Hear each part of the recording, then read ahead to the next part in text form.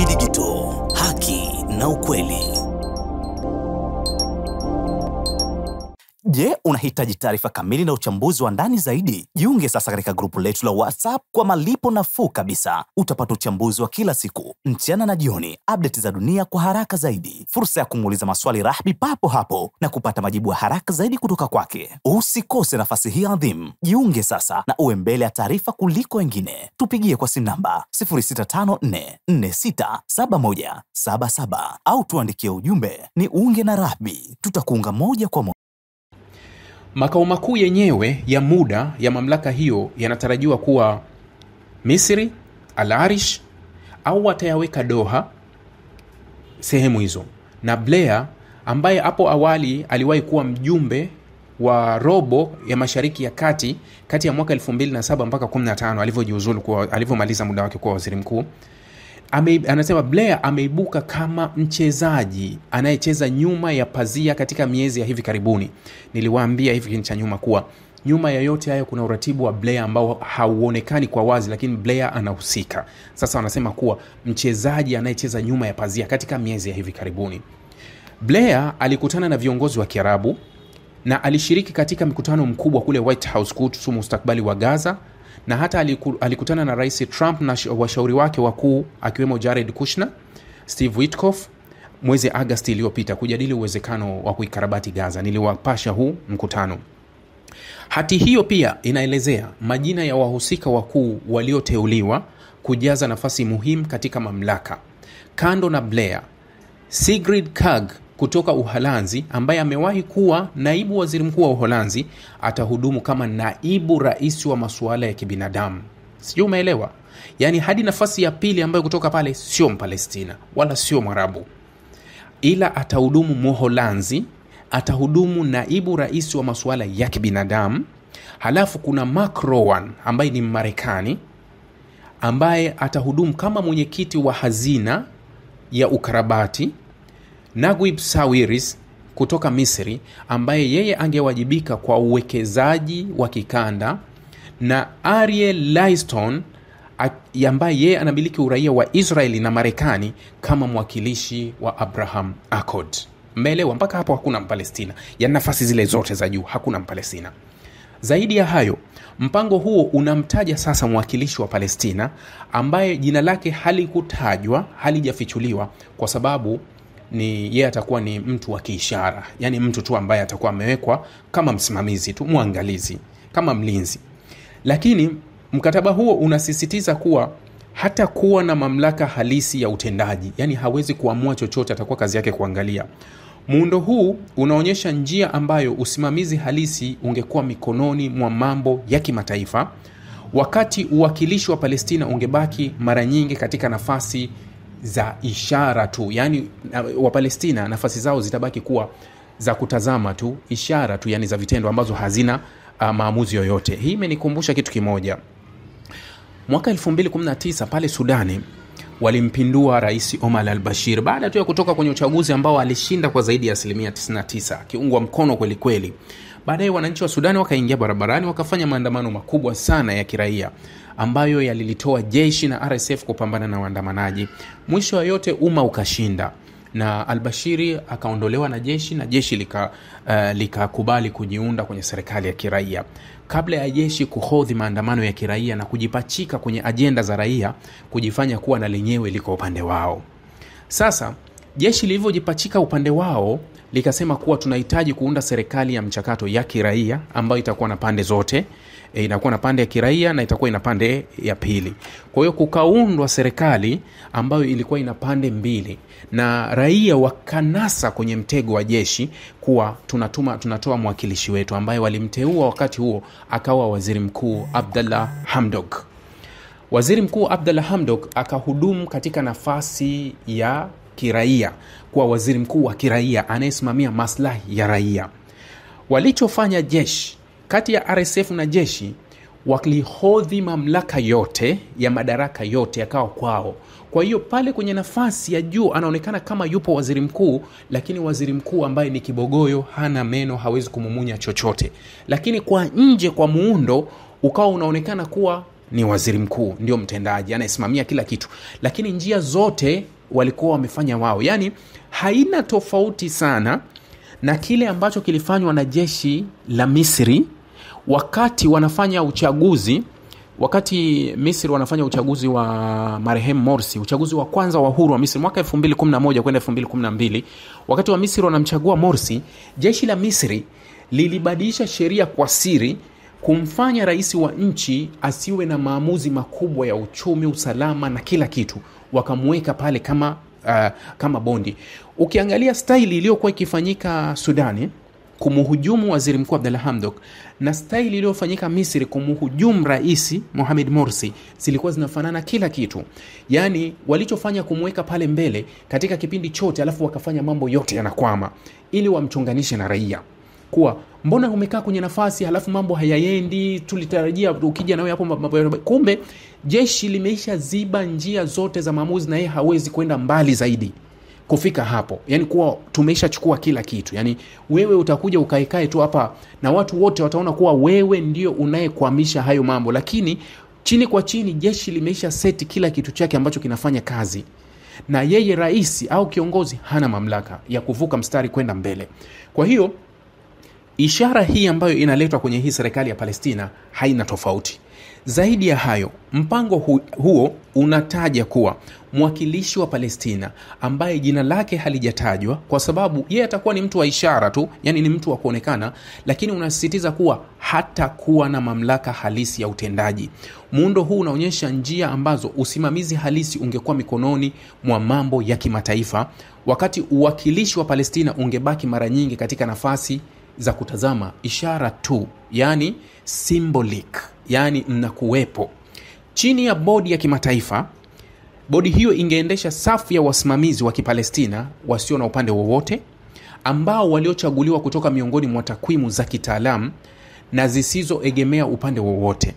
Hizi zitakuwa na jukumu la kusimamia sekta ya umma, afya na elimu, manispaa pamoja na huduma za ziada, lakini zitafanya kazi chini ya usimamizi wa moja kwa moja wa bodi ya kimataifa na zitakuwa chini ya ukaguzi unaoendelea na kamati ya kimataifa. Wakati huo huo, baraza la ushauri la ndani lingeanzishwa likijumuisha takwimu za Palestina kutoka Gaza na Ukingo wa Magharibi, lakini jukumu lake litakuwa la ushauri tu bila mamlaka yoyote halisi ya utendaji.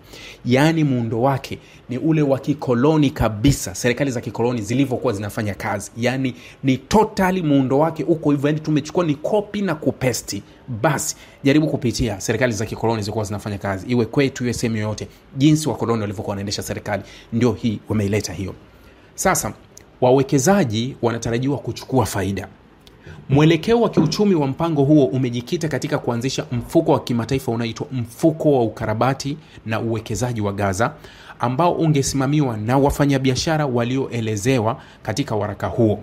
Kwa hiyo kuna wafanyabiashara wameelezewa kwenye waraka huo, wakiwemo kina Elon Musk, kina Jared Kushner, yani watu wenye fedha tayari wameshasema kuwa sisi tuko tayari kufanya uwekezaji pale. Maana yake kuwa kuna ardhi, mpaka sasa ardhi ya Gaza haina mwenyewe. Hata hao ambao wanahisi kuwa hapa ilikuwa nyumba yangu, huenda usirudishwe hapo tumesha chora ramani kuwa kutakuwa na uwekezaji, wewe utaenda kukaa sehemu nyingine na hapo hapa kuhusu. Kwa hiyo tayari Gaza imeisha gawiwa kwa matajiri kwa kupitia Trump, yani Trump kaisha igawa Gaza. Mfuko huo unatarajiwa kufadhiliwa kupitia michango kutoka kwa mataifa ya Ghuba, hasa Saudi Arabia na Falme za Kiarabu, pamoja na uwekezaji wa Magharibi na mikopo inayohakikiwa kimataifa. Mtindo wa uendeshaji ungekuwa wenye mwelekeo wa faida ya biashara. Makampuni yangewekeza katika ukarabati na miradi miundombinu yangeshiriki faida inayotokana. Yani unajenga miji kama ile, unakuwa tunajenga ili jumba, tutakodisha, faida tutagawana sawa kwa sawa. Tutajenga barabara ambazo zitakuwa za kulipia, mimi nitafuta cha kwangu pale kodi inapokatwa. Kwa hiyo kila mmoja ataenda kujenga chake anachokiona, mimi hiki naweza nikajenga soko langu, mnapolipa kodi tunagawana katika mapato yanakwenda huku na mimi ninavuta. Yani ndivyo Gaza ilivyopelekwa. Katika nyanja ya kiusalama, mpango huo unaanzisha kuundwa kwa kikosi cha usalama cha kimataifa chini ya mwavuli wa Umoja wa Mataifa au muungano unaoongozwa na Marekani na kupiga marufuku kabisa kundi lolote la Wapalestina lenye silaha huko Gaza wakati wa kipindi cha mpito. Vikosi vya usalama vya Palestina vingepangwa upya chini ya uangalizi wa kimataifa na mamlaka ya mpito itakuwa mamlaka kamili ya kuteua majaji, mawaziri na wakuu wa vyombo vya usalama.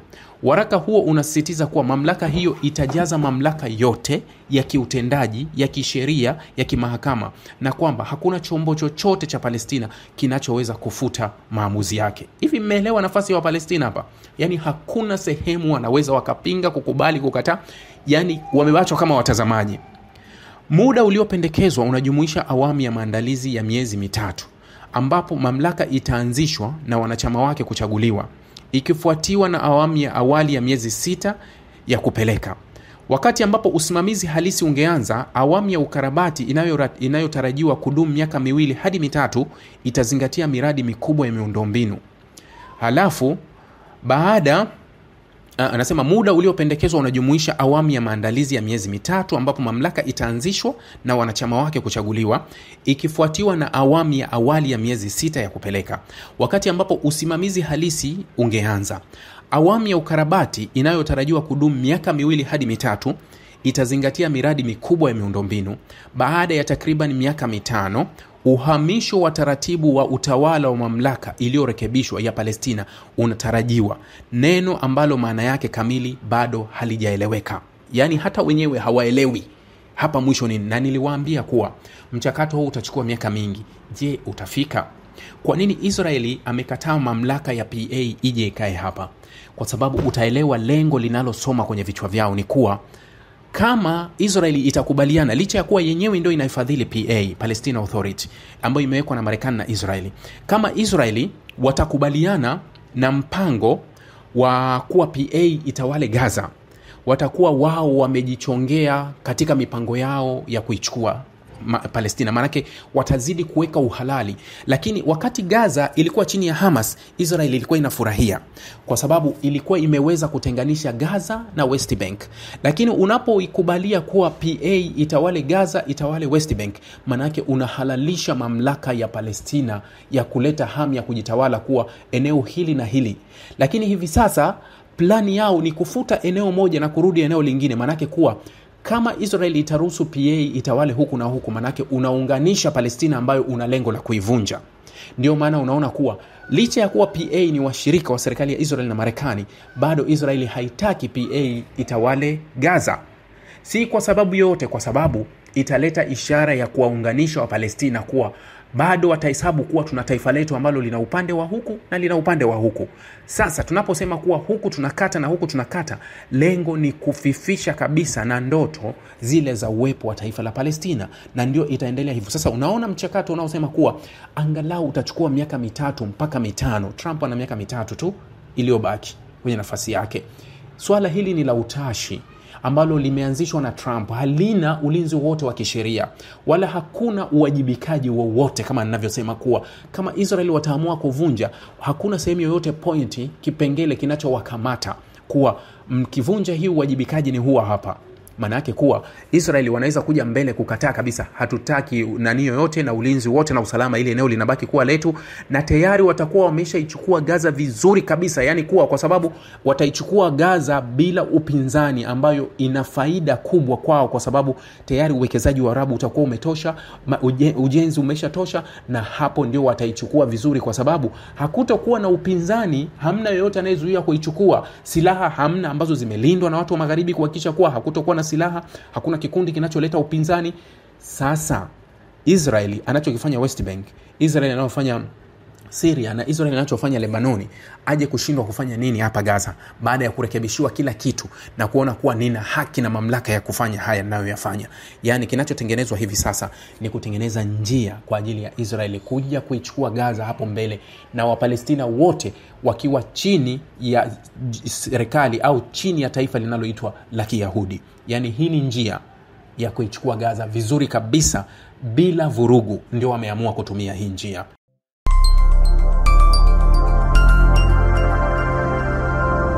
Rahby Digital, haki na ukweli.